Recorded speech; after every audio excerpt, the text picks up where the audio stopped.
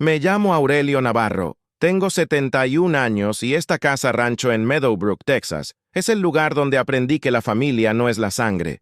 Es la decisión diaria de quedarse.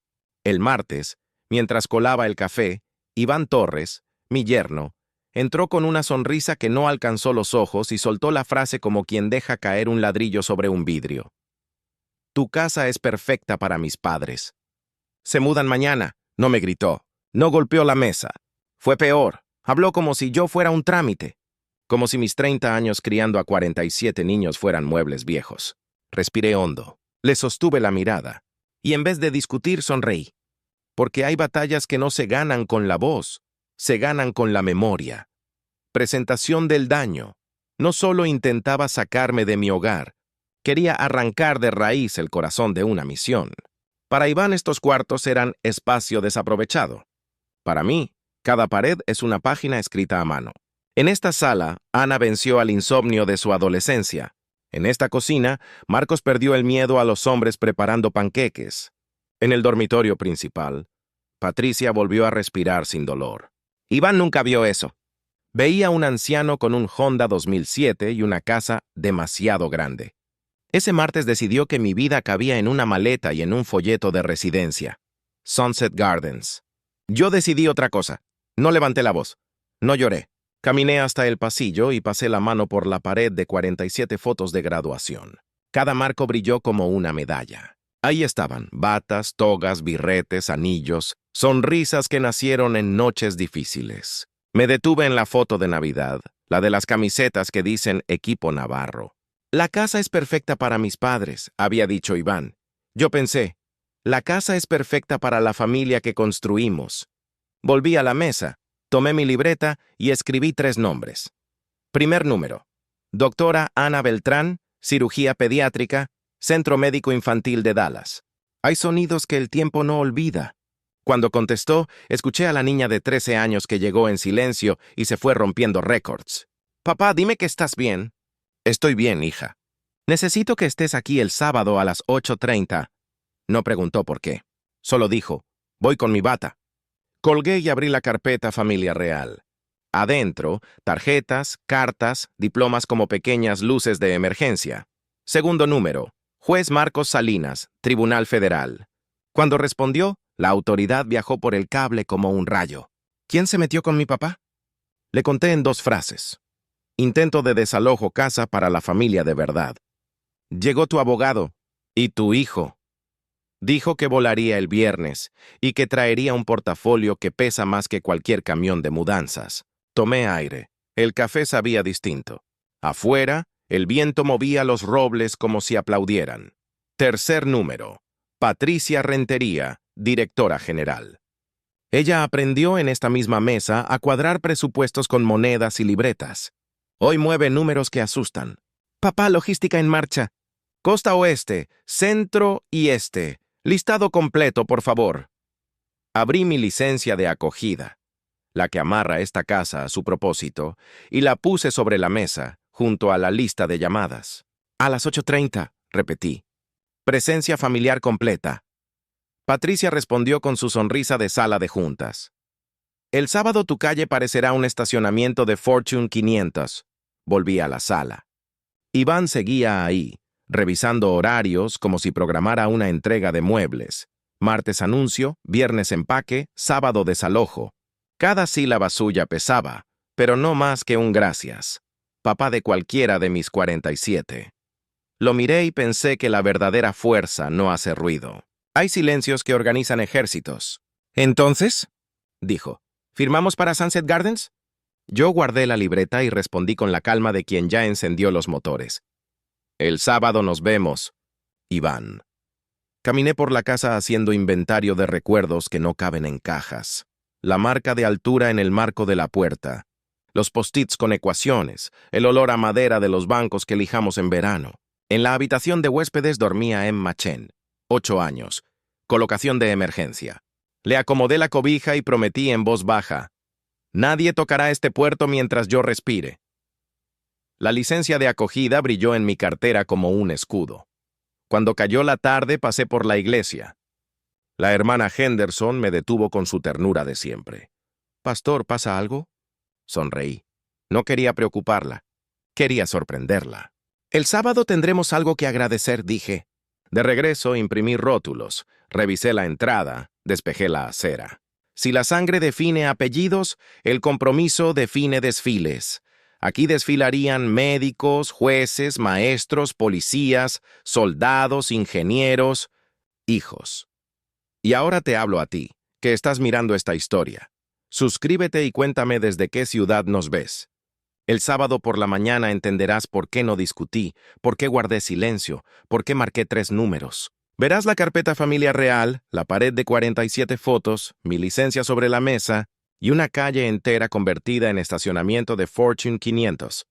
Porque a veces, para defender un hogar, no hace falta gritar. Hace falta que la familia aparezca. Me llamo Aurelio Navarro y esta casa no es solo madera, ladrillos y cemento. Es el testimonio de más de 3 décadas dedicadas a rescatar infancias que el mundo había olvidado. A veces pienso que la gente como Iván nunca entiende eso.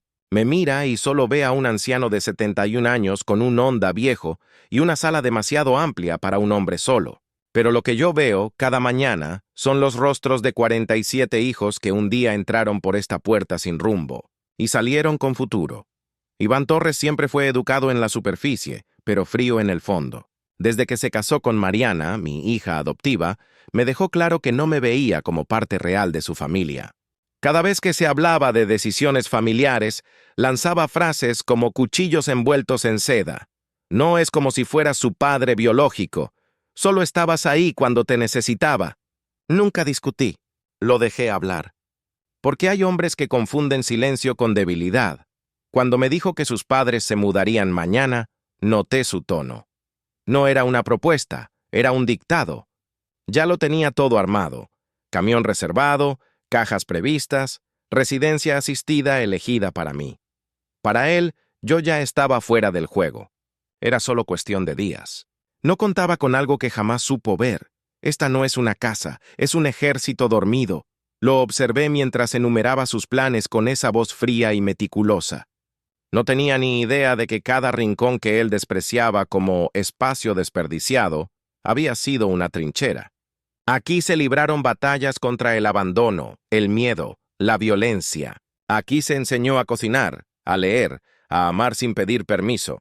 Y ese pasado, que él no valoraba, estaba a punto de despertarse.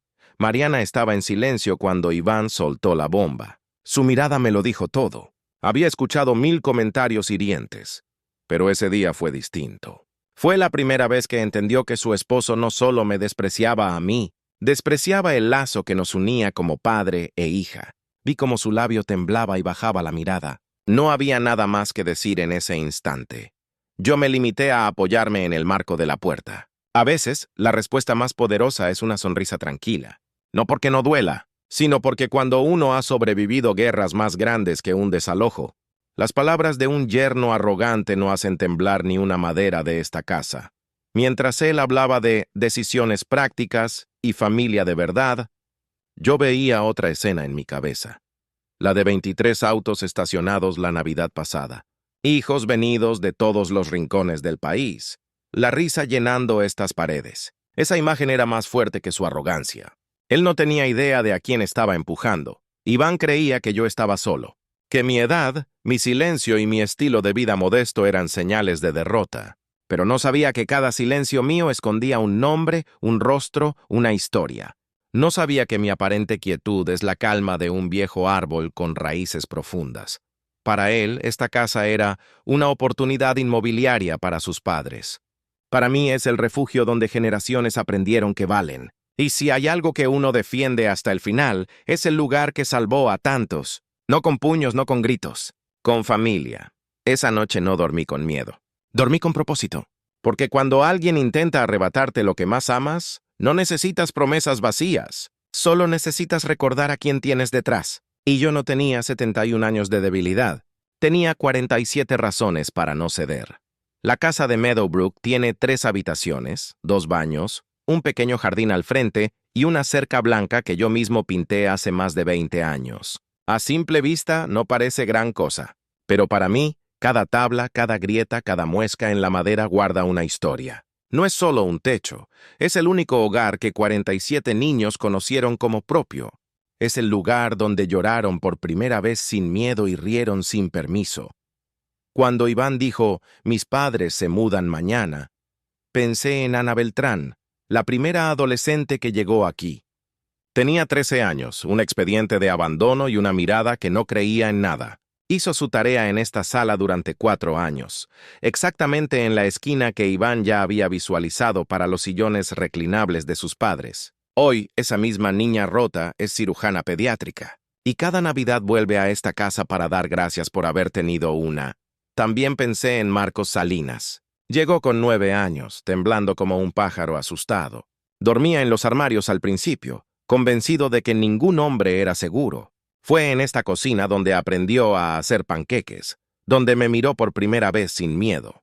Hoy es juez federal en Washington, D.C., y todavía me llama papá. En el dormitorio principal, el mismo que Iván planeaba convertir en el cuarto de sus padres, dormía Patricia Rentería cuando la neumonía casi se la lleva a los 12 años. Nadie quería un caso médico complicado, pero aquí, esa niña débil respiró hondo por primera vez sin tubos. Hoy dirige una empresa valorada en millones.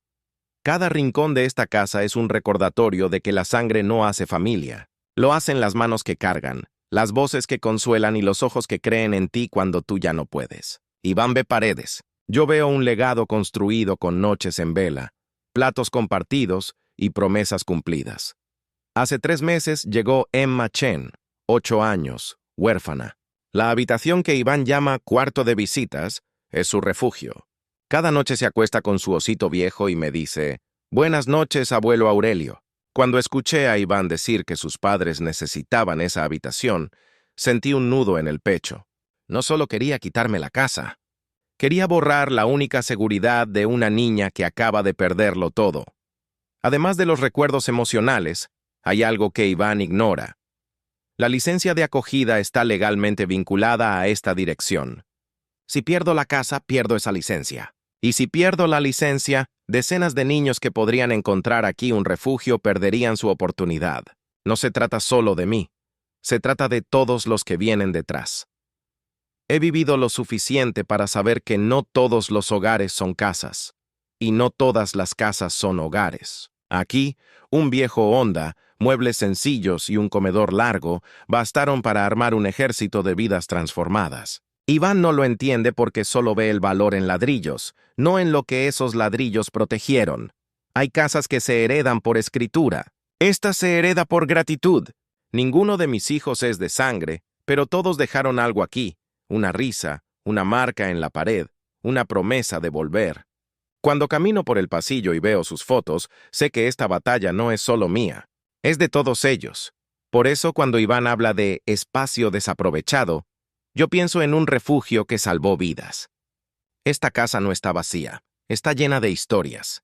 Y si algo he aprendido en 71 años, es que las historias tienen más fuerza que cualquier mudanza programada.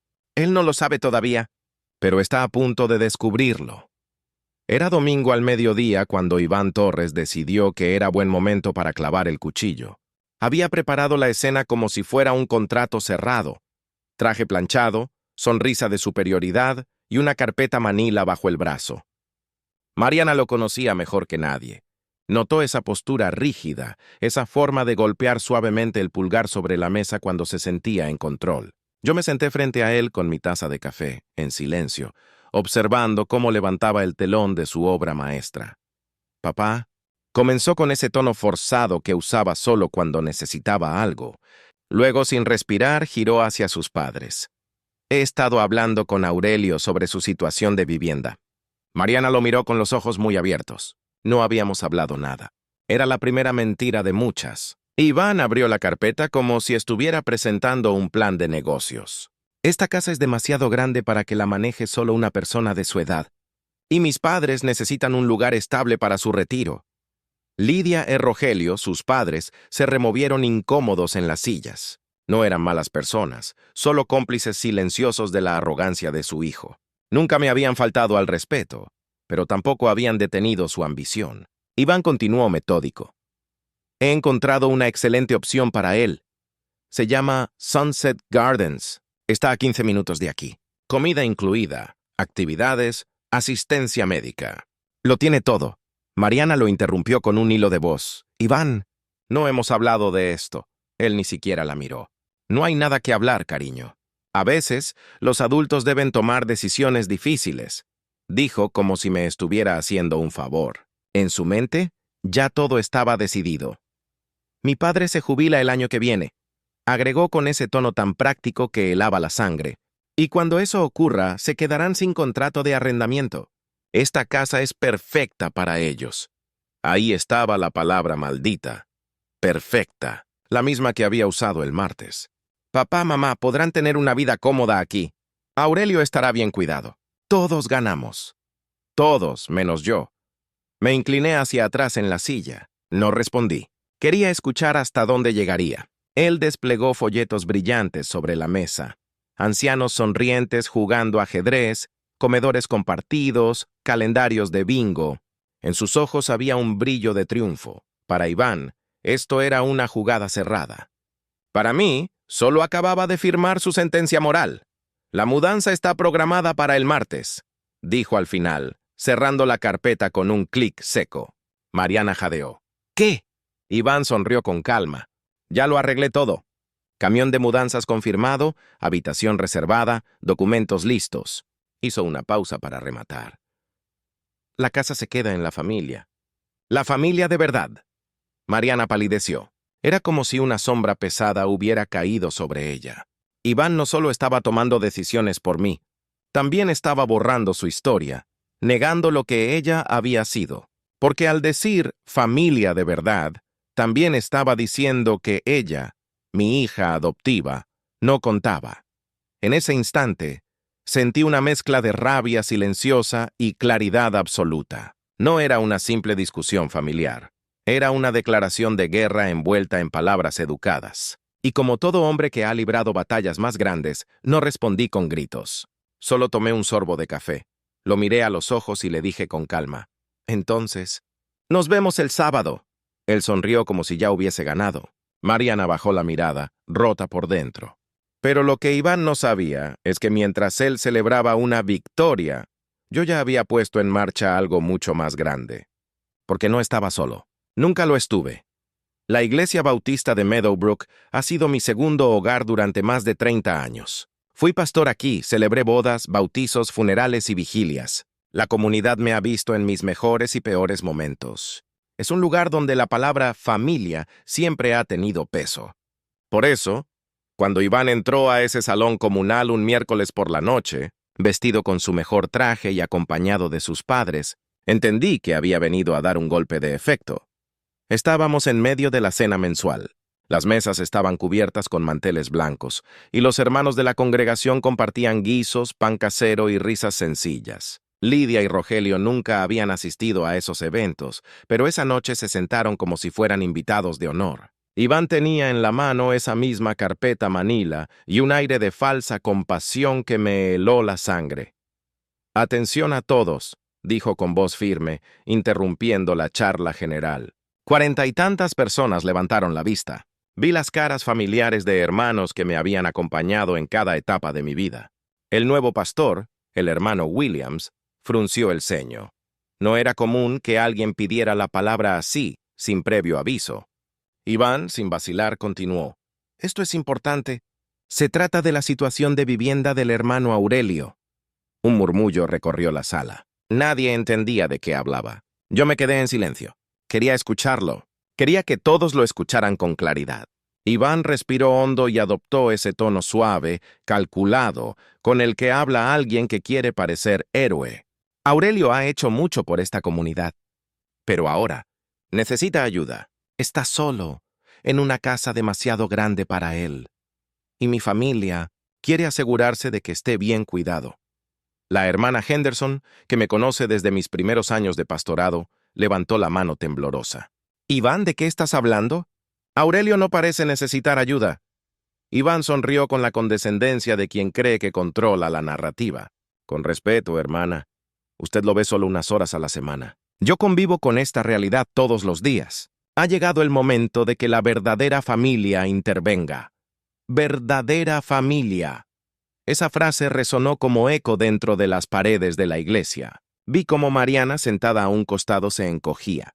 Iván sacó folletos de residencias asistidas, los levantó como si fueran documentos oficiales y continuó. He tomado medidas. Para el bien de Aurelio, se mudará a Sunset Gardens. Será una transición ordenada. Mis padres se encargarán de su casa y él estará bien atendido. Es lo correcto. El diácono Miller, un hombre alto y de voz grave que me ha acompañado en más vigilias que nadie, se levantó de su silla con lentitud. Iván, ¿tú sabes con quién estás hablando? Este hombre crió a 47 niños que el sistema había dejado atrás. Ha estado aquí cuando todos los demás miraban a otro lado. No necesitas darle una residencia. Necesitas darle respeto. El rostro de Iván comenzó a tensarse. No estaba acostumbrado a que lo contradijeran. Intentó recuperar el control. Entiendo la emoción, pero la biología es la biología. Esos niños fueron temporales. No son familia real. Mi esposa tiene su propia familia ahora. Es hora de ser prácticos. La temperatura en la sala cayó como si alguien hubiera apagado la calefacción. Los murmullos se volvieron más intensos. La máscara de buen yerno empezaba a resquebrajarse. Mariana se levantó abruptamente con los ojos vidriosos. «Basta, Iván». Su voz cortó el aire como un trueno. «No tienes derecho a hablar así de mi padre». «Porque sí, es mi padre, aunque no tengamos la misma sangre». Hubo un murmullo de aprobación en la sala. Varias personas asintieron. Iván intentó replicar, pero ya no tenía el control. Lo había perdido con una sola palabra: verdadera. Fue entonces cuando me levanté. Lo hice despacio, como lo hace alguien que no necesita gritar para que lo escuchen. «Tienes razón en una cosa, Iván», dije en voz baja pero firme. «Es hora de tomar decisiones realistas». Por un segundo su sonrisa volvió, creyendo que había ganado. «Y mi decisión es hacer unas llamadas. Verás, hijo, no estás preparado para lo que significa una familia de verdad». La sala estalló en un murmullo y su rostro palideció. Por primera vez vi algo nuevo en él. Miedo. Cuando regresé esa noche de la iglesia, la casa estaba en silencio. Un silencio distinto, pesado, pero decidido. Encendí la lámpara de la sala. Abrí mi vieja carpeta de contactos y vi los nombres escritos con mi letra torpe de hace años. Doctores, jueces, ingenieros, soldados, maestros. Mis hijos. No compartíamos sangre, pero cada uno de esos nombres estaba grabado en esta casa como una cicatriz hermosa. Era hora de levantar el teléfono. Marqué el primer número. Torata Ana Beltrán. No tuve que explicar demasiado. «Papá, dime cuándo y dónde», dijo sin vacilar. Le conté sobre Iván, el camión de mudanza y Sunset Gardens. «Estaré allí el sábado a las 8:30 con mi bata blanca. Él va a aprender lo que significa familia». Su voz tenía la misma firmeza que cuando a los 15 años me gritó que no volvería a huir. Y cumplió. Luego marqué a juez Marcos Salinas. Su asistente contestó primero, pero apenas escuchó mi nombre, él tomó la llamada.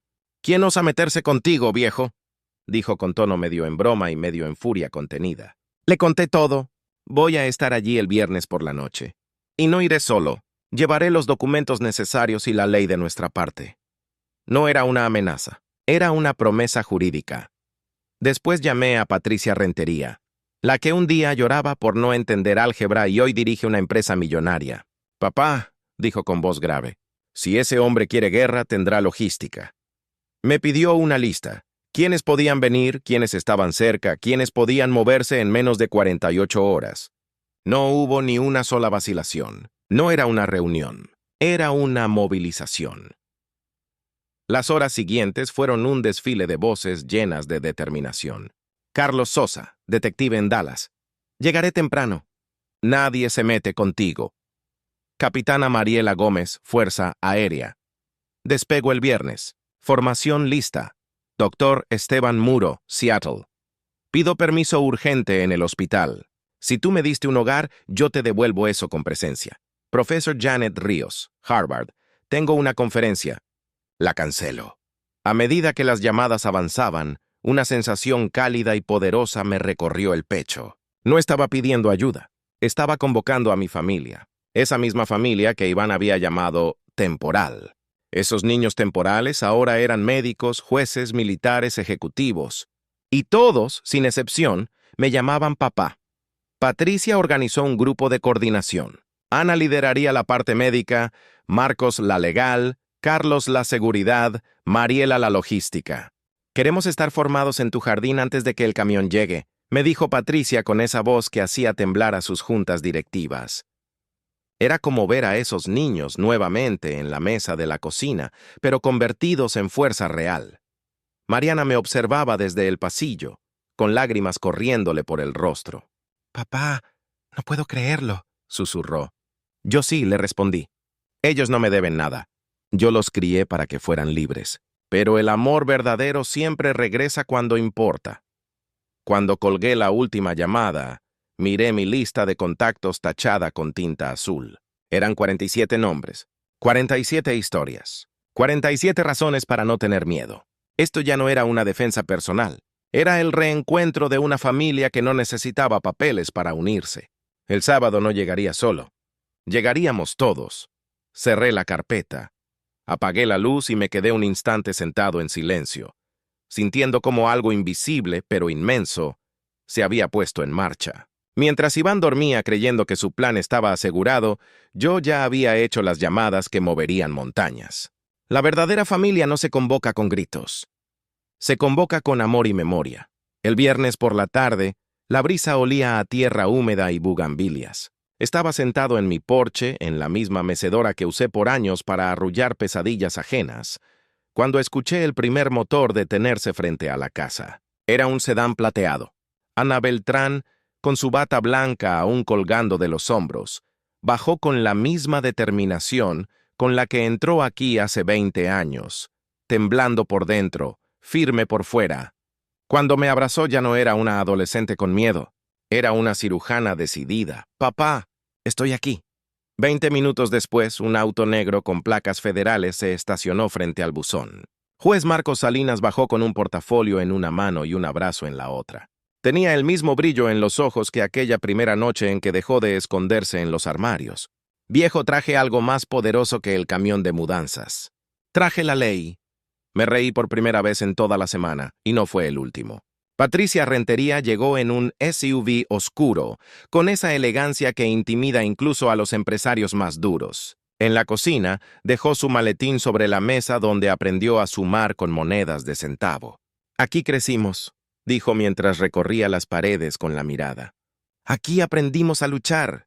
Su voz no temblaba. Ninguna lo hacía ya. La entrada comenzó a llenarse de autos uno tras otro.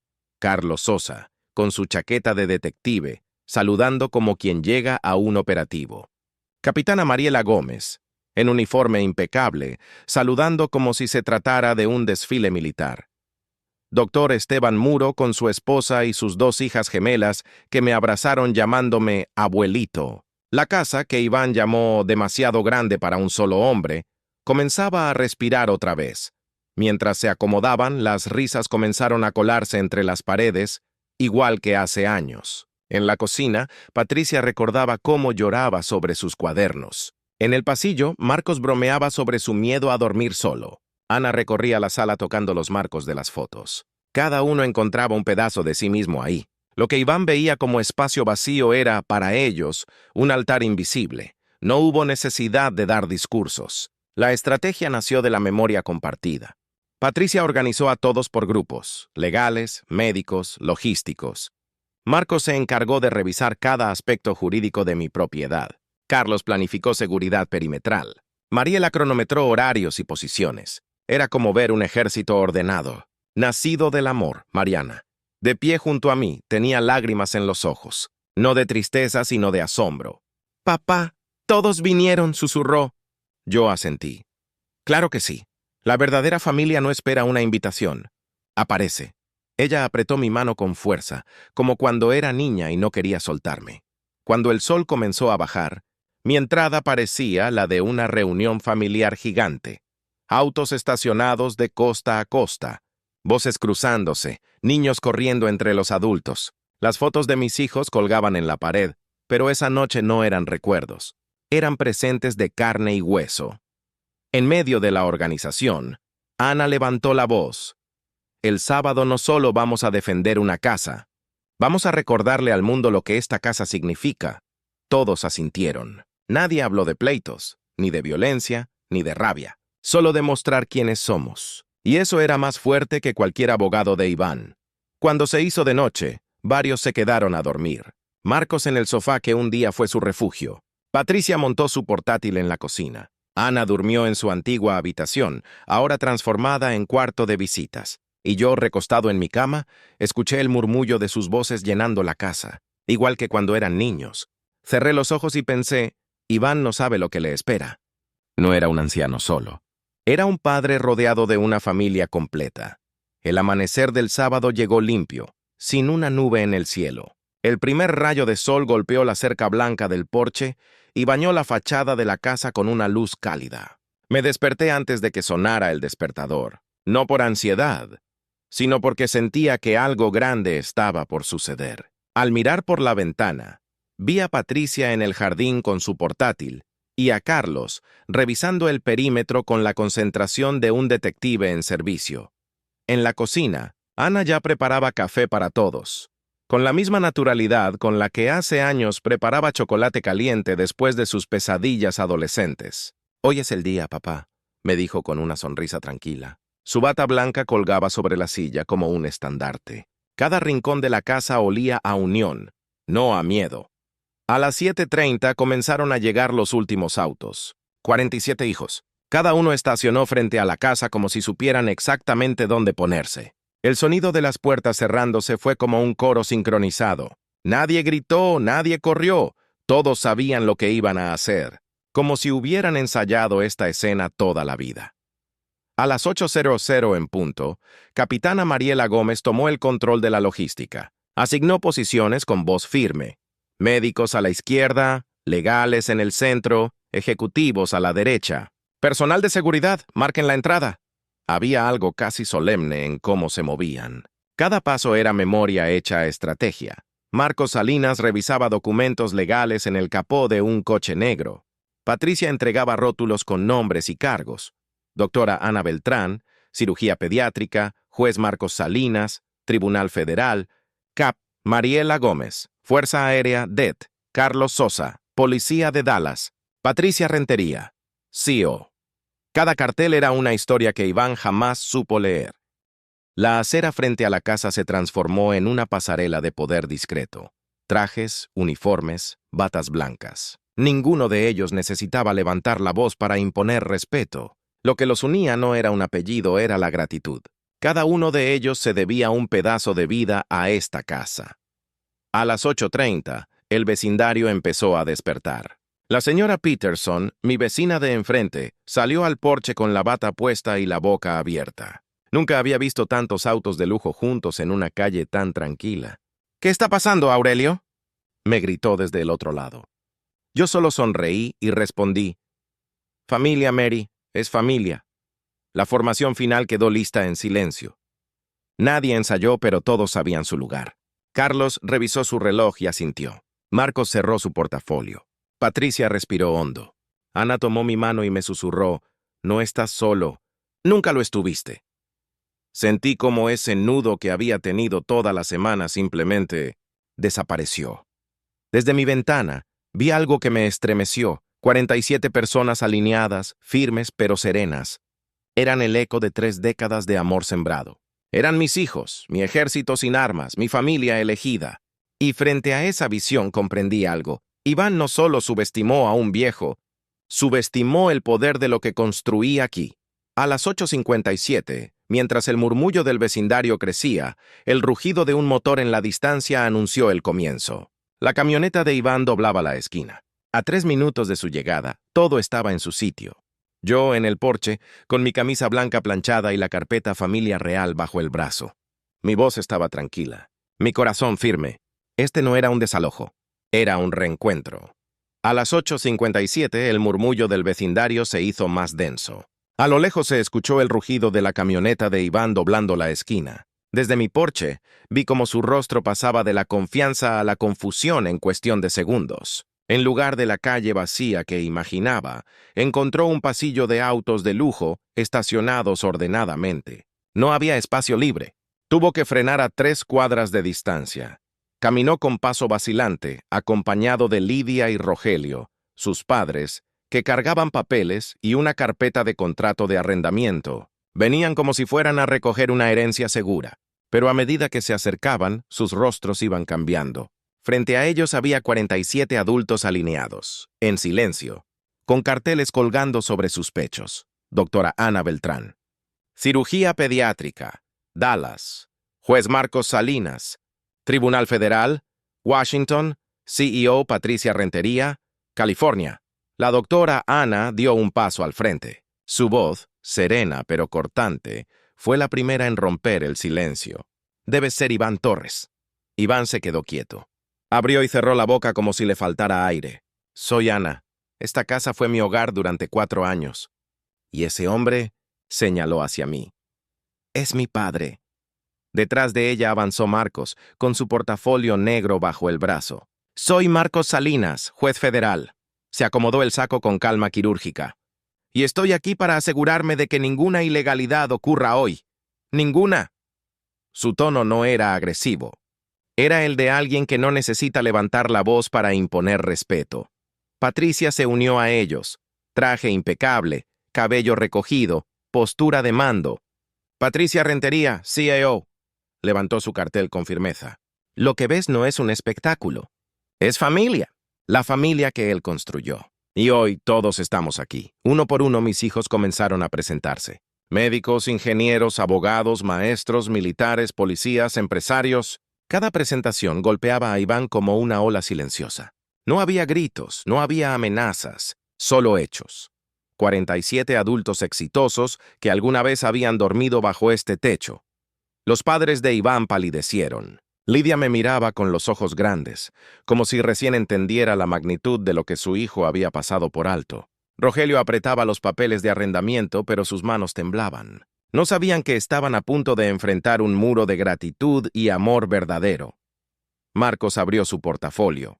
Ya revisé la ley de propiedad y las licencias estatales de acogida.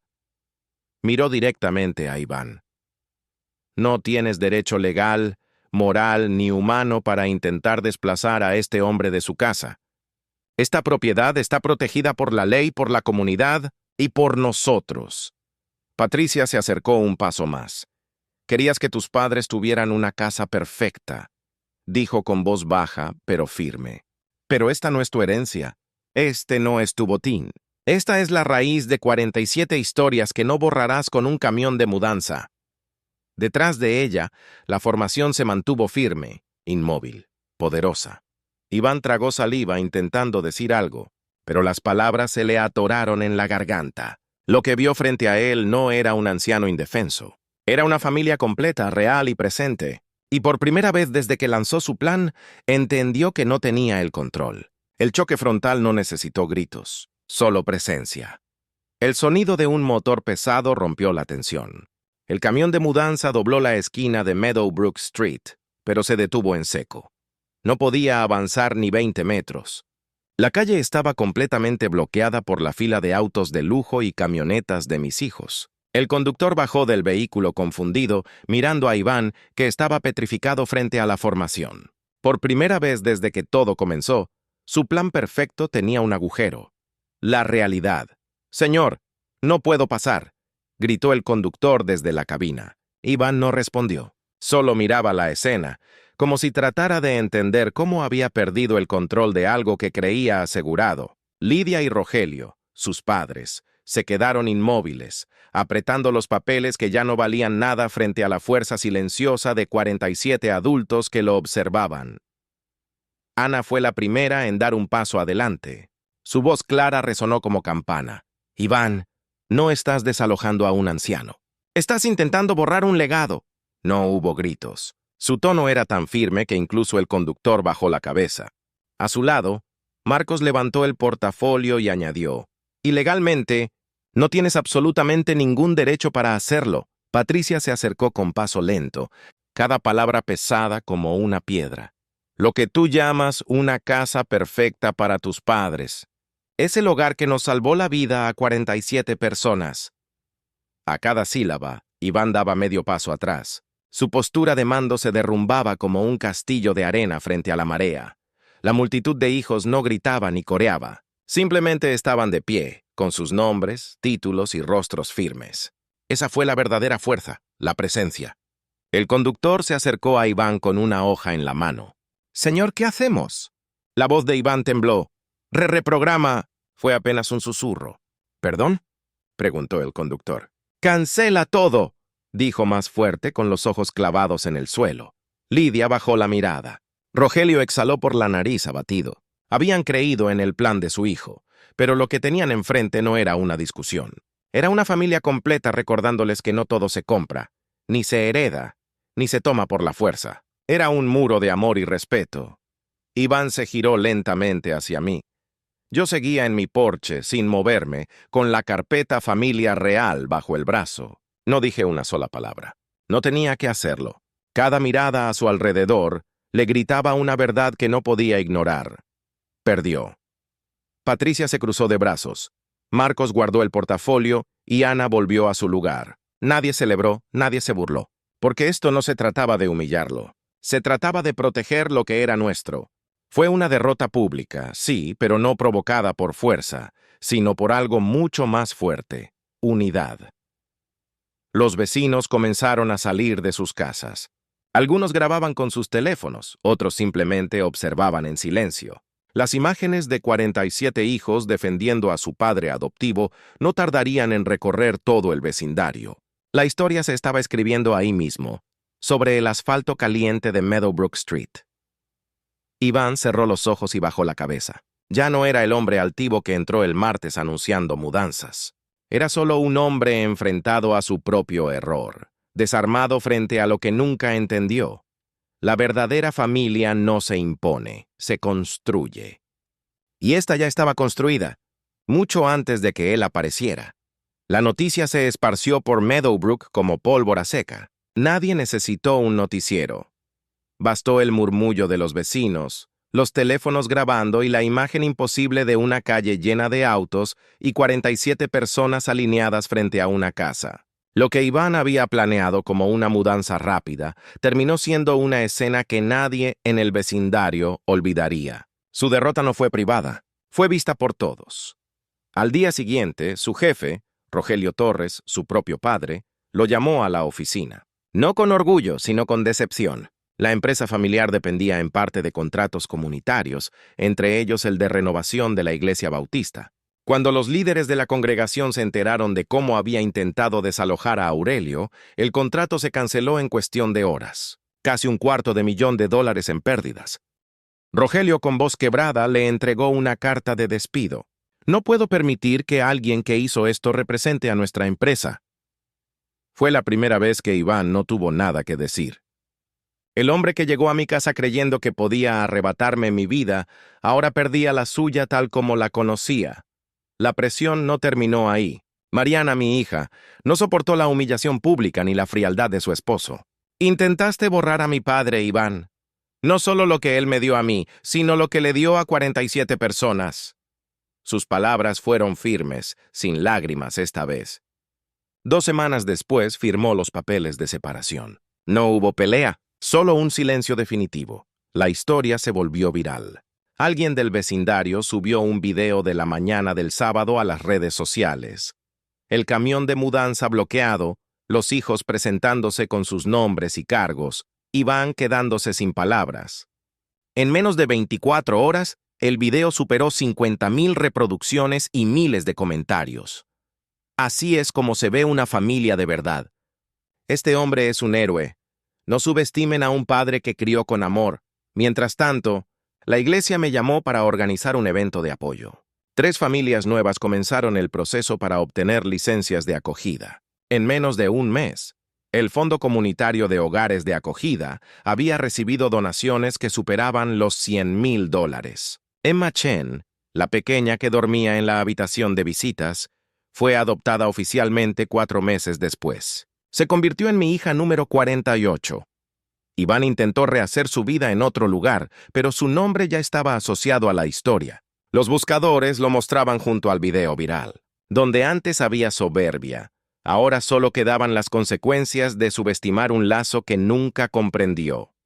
Lidia y Rogelio se mudaron a Florida, avergonzados, incapaces de enfrentar la comunidad donde su hijo había sido expuesto. «Lo criamos mejor que esto», me dijo Lidia entre lágrimas antes de irse. Yo no guardaba rencor, pero tampoco iba a olvidar lo que intentó hacer. La casa, en cambio, se llenó de vida como nunca. Cada semana uno de mis hijos venía de visita. Algunos trajeron a sus familias, otros enviaban cartas. La pared de las 47 fotos creció. Ahora son 48, con Emma sonriendo con su nuevo apellido. La misma casa que Iván quiso vaciar se convirtió en un símbolo viviente. Cuando la gente me pregunta cómo gané esta batalla, les respondo la verdad. No la gané yo. La ganó la familia que construí con mis manos, mis días y mis noches. Iván vino con papeles y planes. Nosotros llegamos con presencia, lealtad y amor, y eso no hay mudanza que lo venza. Pasaron 6 meses desde aquella mañana de sábado. El calor de verano había cedido paso a un otoño tranquilo en Meadowbrook. El jardín estaba lleno de hojas doradas, y Emma, mi hija número 48, corría entre ellas riendo. La casa respiraba paz. La guerra ya había quedado atrás. Al menos para mí, pero no para Iván. Una tarde, mientras podaba el seto del frente, escuché el crujido inconfundible de una camioneta estacionándose en la entrada. Cuando levanté la mirada lo vi. Iván Torres, con un aspecto completamente distinto. El traje caro ya no estaba, había bajado de peso y llevaba un suéter sencillo. Sus pasos eran lentos, como los de alguien que ya no viene a imponer, sino a pedir. Se quedó de pie frente a la reja blanca sin atreverse a entrar. No había soberbia en su mirada, solo cansancio y arrepentimiento. «Aurelio», dijo apenas con la voz temblorosa. No respondí enseguida. Lo dejé hablar porque sabía que este momento no era para mí, era para él. «Te debo una disculpa, una de verdad. Me equivoqué en todo». Respiró hondo y continuó. «Me cegó el orgullo. Pensé que una casa era solo ladrillos, que la familia era solo la sangre. Pero cuando vi esa calle llena, entendí que lo que construiste aquí es algo que yo nunca tuve el valor de entender». Su voz se quebró en la última frase, y por primera vez vi a Iván sin máscaras. «No espero que me perdones», dijo, bajando la mirada. «Pero quiero cambiar. Por Mariana, por mí, por lo que destruí». Se quedó callado. El viento levantaba hojas secas alrededor de sus zapatos. En otro tiempo sus palabras me habrían provocado rabia. Pero ese día lo que sentí fue algo distinto, una extraña paz. Me acerqué despacio, con las tijeras de podar aún en la mano, y le dije en voz baja: «La familia no es solo quien comparte tu sangre, Iván, es quien elige quedarse. Y tú elegiste irte. Si quieres volver, no basta con hablar, hay que trabajar». Levantó la vista, y pude ver que entendía exactamente lo que le estaba diciendo. «Estoy dispuesto a hacerlo», respondió sin titubear. «No quiero borrar lo que hiciste.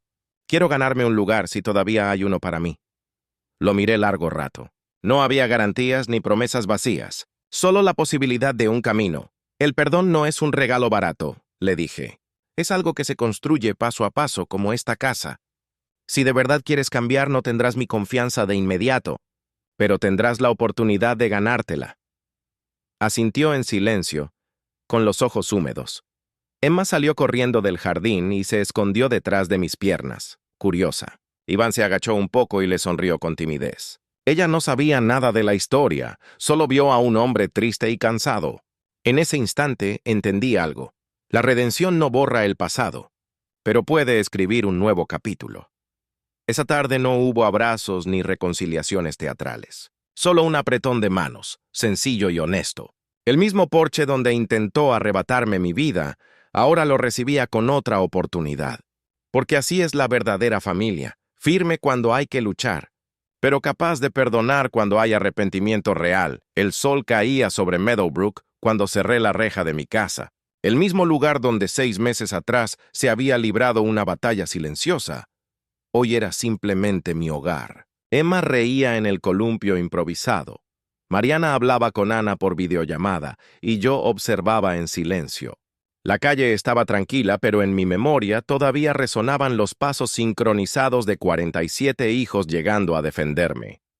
Pensé en ese momento en que Iván dijo: Esta casa es perfecta para mis padres, sin saber que esa frase sería el detonante de algo mucho más grande. Nunca imaginó que detrás de estas paredes no había soledad. Había historia, amor y una familia que no necesitaba llevar mi apellido para defenderme como a uno de los suyos. A veces la vida te pone a prueba cuando menos lo esperas. Yo no grité, no corrí, no levanté la voz. Solo marqué 3 números. 3 llamadas que desataron una avalancha de gratitud que llevaba años acumulándose en silencio. Y cuando Iván llegó con su camión, no encontró a un viejo indefenso. Encontró a una familia entera de pie. El video se volvió viral. Las personas lo compartieron no por morbo, sino porque la gente reconoce cuando ve amor verdadero. Muchos dijeron, eso sí es familia. Otros escribieron, ojalá alguien me defendiera así algún día. Pero para mí no fue un acto heroico. Fue simplemente el resultado de una vida sembrando algo más fuerte que la sangre, lealtad. Emma me abrazó por la espalda, aún con las manos manchadas de pintura de su dibujo. Me susurró, gracias por dejarme quedarme aquí, abuelo, y sentí un nudo en la garganta. Porque cada niño que cruzó esa puerta alguna vez trajo consigo una historia rota, y aquí encontró una nueva. Y eso, Iván, es lo que nunca pudo ver. No sé qué pasará con él. Tal vez logre redimirse, tal vez no. Pero mi puerta ya no es una trinchera. Es un faro, un lugar donde la familia no se mide por apellidos ni por herencias. Se mide por quién está cuando todo tiembla. Y el sábado en que intentaron quitarme mi casa, 47 personas demostraron que estaban. A mis 71 años, no necesito riquezas. Mi fortuna está colgada en esa pared llena de fotografías, en esas voces que todavía me llaman papá, abuelo o simplemente gracias. Ningún título de propiedad vale más que eso. Porque cuando ya no estés, no recordarán tu casa. Recordarán cómo hiciste sentir a quienes cruzaron su puerta. Si alguna vez alguien intenta minimizar lo que has construido, recuerda esto. No necesitas gritar para que el mundo escuche. Solo necesitas presencia, verdad y amor real. Eso es lo que sostiene un hogar. Eso es lo que gana batallas silenciosas.